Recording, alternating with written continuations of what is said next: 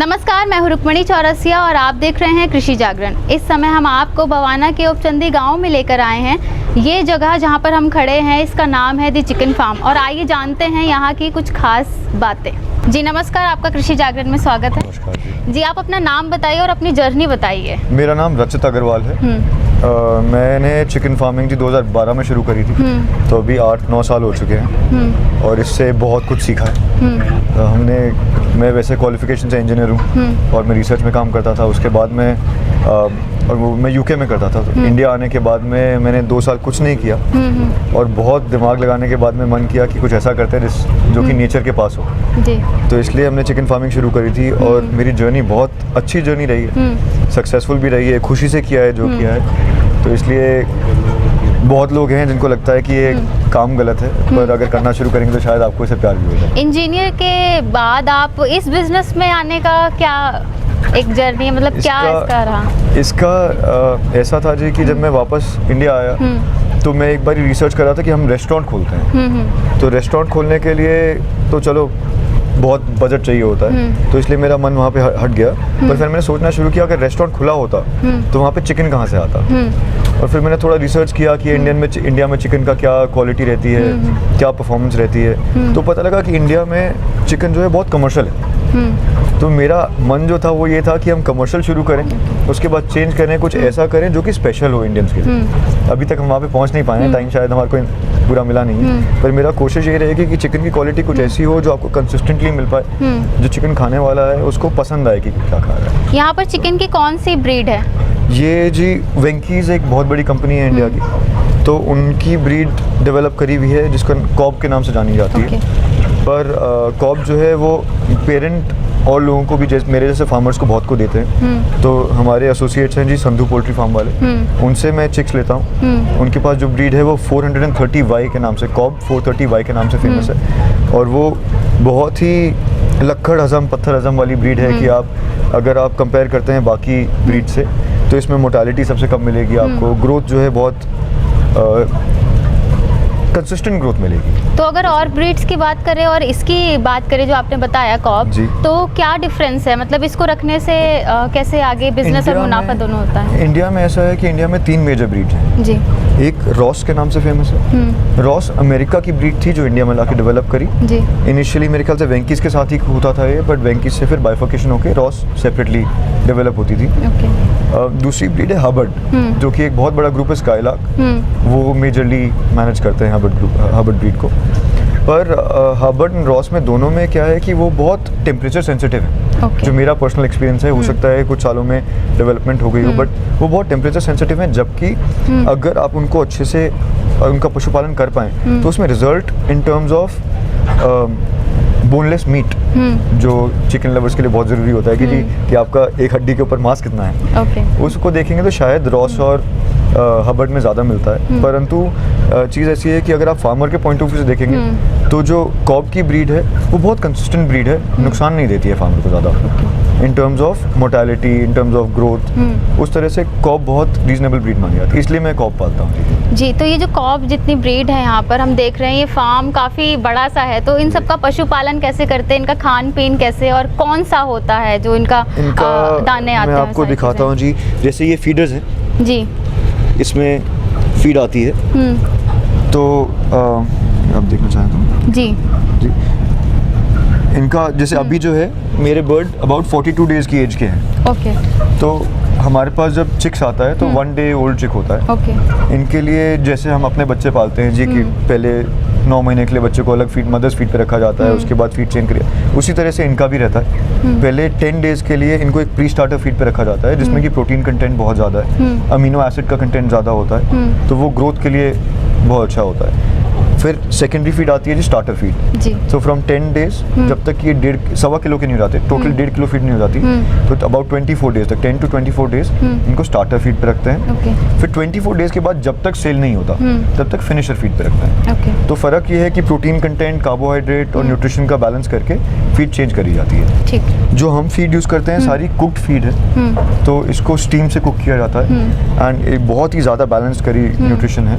मैंने जैसे पहले भी नाम लिया संधू पोल्ट्री फार्म का, उनके साथ मैं ही काम करता हूँ। मेरी फीड भी वहीं से आती है, मेरे चिक्स भी वहीं से आते हैं, तो और रिजल्ट बहुत कंसिस्टेंट है, इसलिए मैंने मेरे ख्याल से मेरे को उनके साथ जुड़े हुए 6-7 साल हो गए। तो जो आप देख रहे हो कि मेरी ग्रोथ है, मेरी जर्नी है, उनके साथ जुड़ गई है जी। जो चिकन है उसमें बीमारी कौन सी देखी जाती है और उसका क्योर कैसे किया जाता है?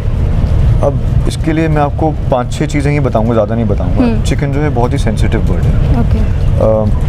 एक ये चीज़ मेरे ख्याल से मैं दर्शकों को ये भी बताना चाहूँगा कि हम लोग बर्ड फ्लू से बहुत डरते हैं, तो मैं आपको उसकी भी क्लैरिफिकेशन देना चाहूँगा कि क्या चीज़ है। चिकन हम लोगों से ज़्यादा सेंसिटिव है। अगर 100 में 1 इंसान मरता है तो 100 में 50 चिकन पहले मर रहे होंगे। तो जो फार्मर है अगर वो चिकन को बचा रहा है तो आप you can be rest assured कि उसने उसको अच्छे से पाला है, तो आधी बीमारी आपके पास नहीं आ रही है। सबसे पहली चीज़, अगर चिकन जिंदा आपके सामने खड़ा है तो वो बीमार नहीं है। चिकन में 3-4 बीमारियां बहुत ज़्यादा कुछ लापरवाही की वजह से है हमारे, कुछ फीड की वजह से हो जाता है, कुछ पानी की कमी की वजह से हो जाता है। तो 2-3 बीमारियां जो फेमस हैं वो एक CRD है। CRD क्रॉनिकल रेस्पिरेटरी डिजीज़ है। इसमें अगर आपका जो सांस की नली होती है वो ब्लॉक हो जाती है, उसमें नज़ला जमा हो जाएगा, कुछ भी हो जाएगा। तो मैं आपको अगर फार्मर के पॉइंट ऑफ व्यू से बताऊंगा, होता क्या है कि हम नहीं बता सकते कि इसको बीमारी क्या है, चिकन को बीमारी क्या है। हमें तभी पता लगेगा जब चिकन मर जाएगा, तो हम पोस्टमार्टम करके ही बीमारी डिटेक्ट कर सकते हैं। एंड पोस्टमार्टम भी जब आपके पास 20,000 बर्ड होता है तो आप पोस्टमार्टम में एक की वजह से बाकी को ट्रीट नहीं कर सकते।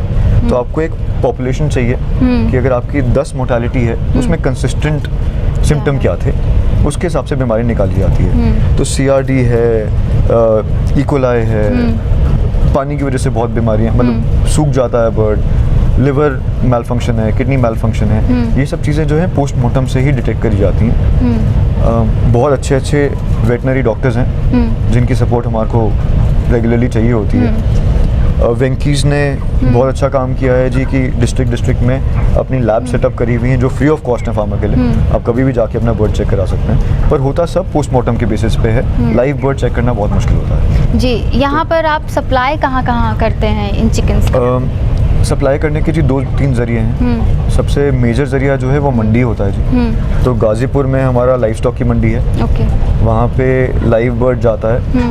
वो उसके भी 2 तरीके हैं। आजकल क्या है, मंडीदार आपसे पहले ही बोल देंगे कि आपके पास साइज़ कैसा है, बर्ड कैसा है, वो आपसे पहले ही रेट फिक्स कर लेंगे, इस रेट में हम आके माल ले जाएंगे। दूसरा सिस्टम ये होता है कि फार्मर अपनी गाड़ी लोड करता है, उनके पास ले जाता है, वहाँ पे जाके ऑक्शन होता है बर्ड जी। तो फार्मर के हिसाब से होता है कि वो क्या सोचता है सही है, एंड उधर जाके फिर गाज़ीपुर में ही कलिंग होती है इनकी, काटा जाता है, बोनलेस किया जाता है, विद बोन किया जाता है, जैसे आगे कस्टमर को पसंद है, सप्लाई के जो जैसे ऑर्डर हैं वैसे किए जाते हैं। एक तो एंड ये है जी। दूसरा एंड ये है कि आप देखते हैं छोटी छोटी दुकानें हैं जगह जगह जहाँ पे लाइव चिकन कट रहा है, उनको सप्लाई करने के लिए लोकल सप्लायर्स हैं जी। तो उन्होंने क्या किया है कि छोटा फार्म कहीं पे बना लिया अपना, दिल्ली के अंदर मान लीजिए एक रोहिणी के अंदर एक छोटा फार्म बन गया, वहाँ से वो फिर आगे छोटी एक रिक्शा में दुकानदारों को सप्लाई करते हैं। दूसरा सिस्टम ये है, तो ये जो सप्लायर्स हैं ये भी हमसे डायरेक्ट कॉन्टैक्ट में रहते हैं, इनको पता होता है कि हमारे पास बर्ड रेडी है, क्या साइज़ का है, क्योंकि अब डिमांड भी अलग साइजेस में होती है। आपने सुना होगा कि तंदूरी चिकन है, हाँ। आपने सुना होगा कि चिकन की ग्रेवी है, करी है, तो आपको टेक्निकलिटी शायद ना पता हो इस बारे में। हाँ, हमने तो चिकन 65 भी सुना है, तो ये तो आप ही हमें बता सकते हैं कि कैसे होगा। तो अब होता क्या है, जैसे ग्रोथ हुई चिकन की, चिकन बड़ा हो रहा है, उसका मीट भी बड़ा होगा जी। तो जब पतला मीट है तो पकाना आसान है, जब मोटा मीट है पकाना डिफिकल्ट हो जाता है। तो यही डिफरेंस आता है तंदूरी में और ग्रेवी में। ग्रेवी जो है लॉन्ग टाइम के लिए पकती है, तो उसमें मोटा मीट काम आता है जी। तंदूरी चिकन जो है वो आपने तंदूर में डाला, आपको 15 मिनट मिलते हैं, आपने निकाल दिया, उसमें तंदूर को बाहर से लेके अंदर तक पकना है, तो इसलिए उसमें तंदूरी चिकन चलता है जहाँ पे मीट टेंडर है थोड़ा। तो इस तरह से सेल भी डिफरेंट एजेस पे होती है बर्ड के। तंदूरी बर्ड जो है वो 24 दिन के बाद तैयार हो जाता है, जो मोटा बर्ड है उसको 36 से 42 दिन लग जाते हैं रेडी होने में। तो इसलिए हमारी सेल जो है वो जो सप्लायर की बात कर रहा हूँ, वो चेक रखते हैं उनको क्या माल चाहिए, उस हिसाब से हमारे से कांटेक्ट कर लेंगे कि इस माल का ये रेट चल रहा है कि आप बेचना चाहते हैं, तो हम उस हिसाब से चलता है जी। तो अब आपके फ्यूचर और एक्शन प्लान्स क्या हैं? फ्यूचर ये है कि जी इसको कहीं ना कहीं ग्रो करना है हमारे को। एक मैं चाहता हूँ कि अगर हो सके तो मैं प्रोसेसिंग अपनी करूँ ताकि मैं कंसिस्टेंट टेस्ट दे सकूँ बाहर, एंड हमारे खुद के आउटलेट्स हों, ताकि जो हम काम कर रहे हैं, अगर हम मेहनत कर रहे हैं अपनी, और हम टेक्निकल तौर पे मेहनत कर रहे हैं कि हम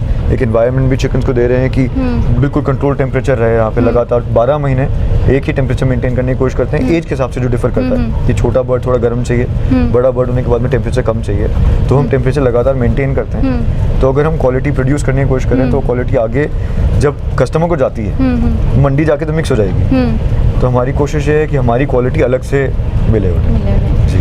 तो जितने हमारे दर्शक देख रहे हैं तो उन्हें अगर वो चिकन फार्म बनाना चाहते हैं या आगे उस बिज़नेस में जाना चाहते हैं तो उनको क्या मैसेज देंगे? आपको बहुत बड़ा दिल चाहिए सबसे पहली चीज़।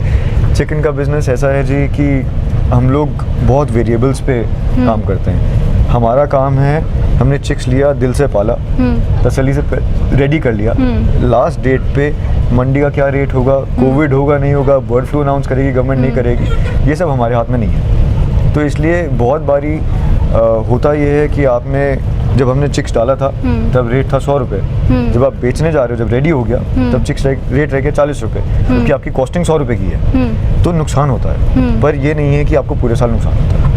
तो अगर आपके पास दिल बड़ा है, आप काम करने की इच्छा रखते हैं, तो आप काम करिए और आपको पैसा भी दे के जाएगी, आपको मज़ा भी आएगा, लगेगा भी आप अपने घर का काम कर रहे हैं और खुशी भी मिलेगी। जी, कृषि जागरण से जुड़ने के लिए आपका बहुत बहुत शुक्रिया। बहुत अच्छा लगी, थैंक यू वेरी मच। नमस्कार। तो इसी तरह की जानकारी जानने के लिए आप देखते रहिए कृषि जागरण। मुझे दीजिए इजाज़त, नमस्कार।